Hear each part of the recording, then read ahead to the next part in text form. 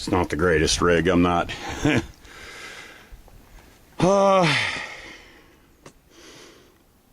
not exactly 100% thrilled with it, but it'll do. I'd like to, wish I could get that. Oh, I probably can if I fiddle with that cargo strap a little bit. I can probably get it to balance a little better, but that transfer case is always going to be hanging off that side, wanting to tilt it. Oh, and I remembered why I put that thing on hinges, because that was all spot welded in there. But the front universal joint is a real pain in the butt to get to, but not once you get that thing open. So, like, if you look, oh my God, look at all that crap in the cross member. This thing's got to get cleaned out. If you look though, the cross member is right below your universal joint. So, right there, put the transfer case in neutral and unlock the hubs, and you get to your front universal joint real easy like that. And oh crap, it's gonna be a little, you know, touch and go with it. I won't be able to dial it in exactly. I'll have to go kind of click by click, but I can lift it. Why is that? I see that. Looks like that whole friggin' pinion, whatever the hell. Should that be doing that? Yeah, I'll have to get a wrench on that nut, or I don't know, figure something out.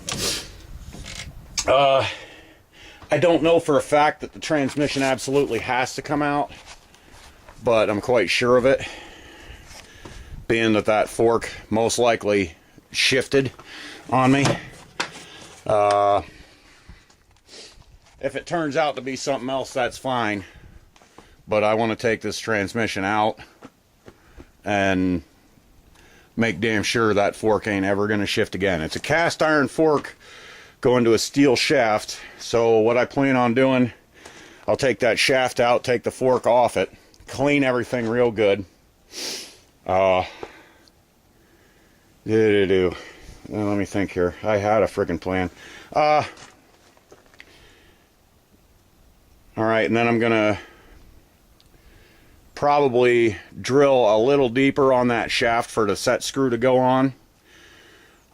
Depending on how tight of a fit that fork is to the shaft, I might put some thread locker on there. I'm going to get the set screw back in there. Set screw will go on with red Loctite, and I might actually braze that fork. I don't know how I'd do that. Well, I could put a little dab on there, but that set screw should be more than enough to hold that fork if it's installed properly.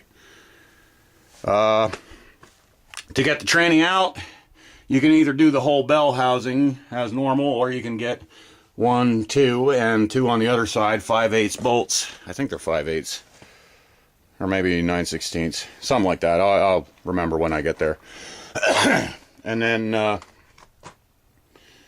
unbolt the cross member from the frame, and oh, that's why I have to lift, because my transmission mount is there's rubber bumpers under there to keep it from banging metal on metal, but it's not actually attaching the transmission to the cross member.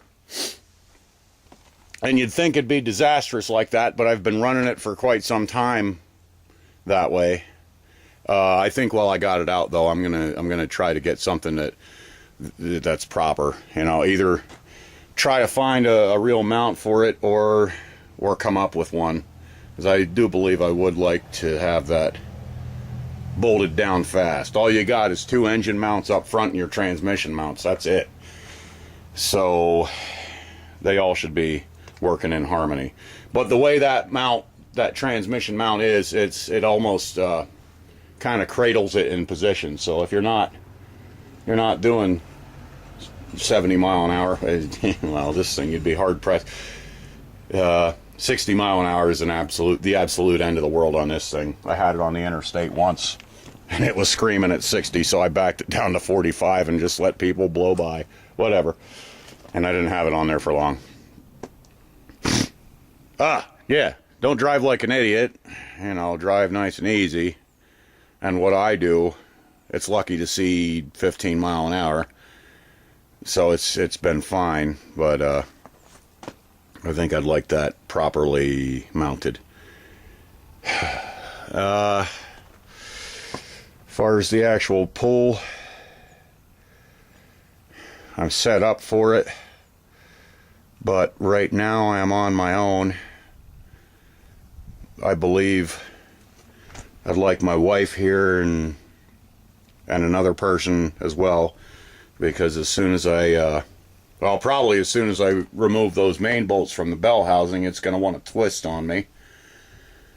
And yeah, it never hurts to have a couple extra people around when you're doing something stupid like this. And I'm gonna adjust that strap around some more. I'm not happy with that. And I think that tire, I'm going to take that off. I got that underneath the strap, the toe strap, to kind of choke it up a little bit, but I don't like that. It's kind of buckling my roof a little bit, and if I really, well, I just don't like it. That's how it is. All right, that's my setup, and I'm sticking to it. Later. Thanks for watching.